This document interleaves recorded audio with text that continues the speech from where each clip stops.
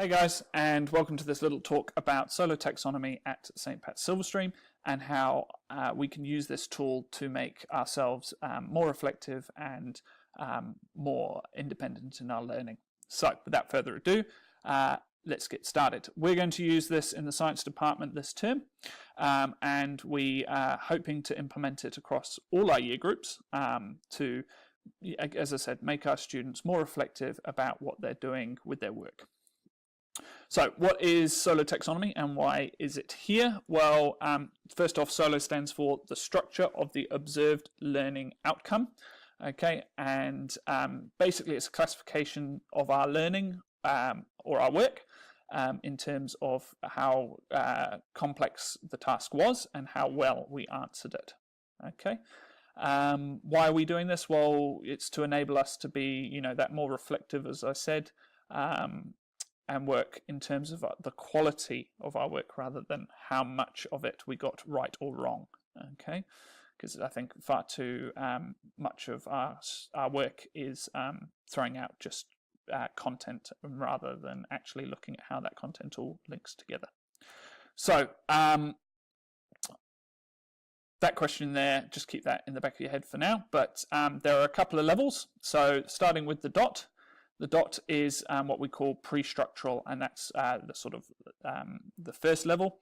And as you go up with the single line there is unistructural. The three lines that are not linked is multistructural.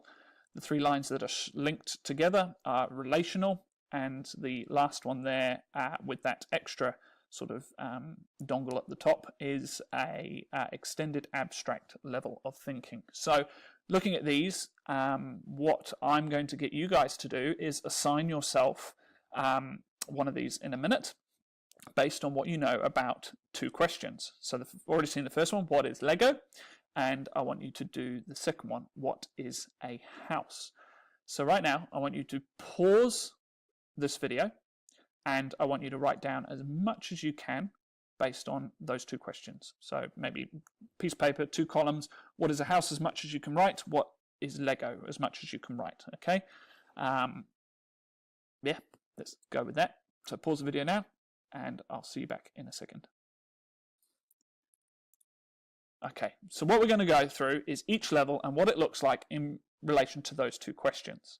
So prestructural, as I said, is that starting level, okay? And it's pretty self-explanatory that you probably don't have much content knowledge about the subject, okay? You don't know anything about it at all. And, this will be the level that our students will be at when they, will need help, okay? They really don't understand what's going on. So you would ask the question, what is a house? And they would go, I don't know what a house is. I don't know what it is at all. And the same goes for Lego. I have never seen Lego in my life. If you put 5 toys out in front of them, Lego being one of them, they would not be able to pick it out of a lineup. Okay. Unistructural. So obviously you can probably guess from the word uni. Okay. I have one idea about this subject. Okay. So you might have one vague understanding or a definition or something like that. Okay. So you might be able to label part of a diagram. You might be able to, follow a very basic set of instructions. Okay. So in terms of our house, well, you might know that houses are where humans live. Okay, that's one thing you know about them, or that you could pick out your Lego in a lineup of toys, or you could describe that it's these sort of plastic things that clip together or something like that. I don't know, something very, very basic. One thing. Multistructural. Pretty self-explanatory. This is multiple things, okay? You might have a few ideas about your subject. So you could maybe write a list about them, quick descriptions. You might be able to combine them very, very, very loosely, okay? But you have multiple ideas. So as you can see in this little paragraph, don't need to read it to you, but they sort of bullet point what they think about a house. And you might have done this as well.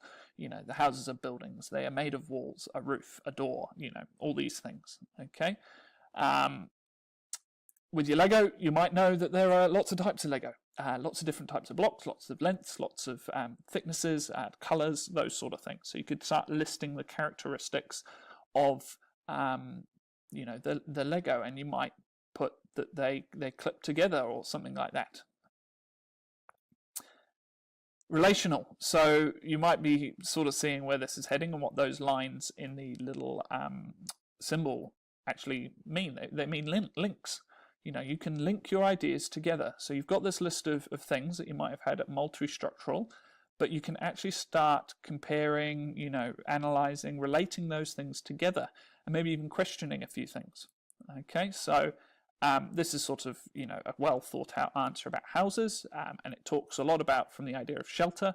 You know, why does a house have a roof? Well, it's because we need shelter. We want to, you know, be out of the rain or protected from the sun or things like that.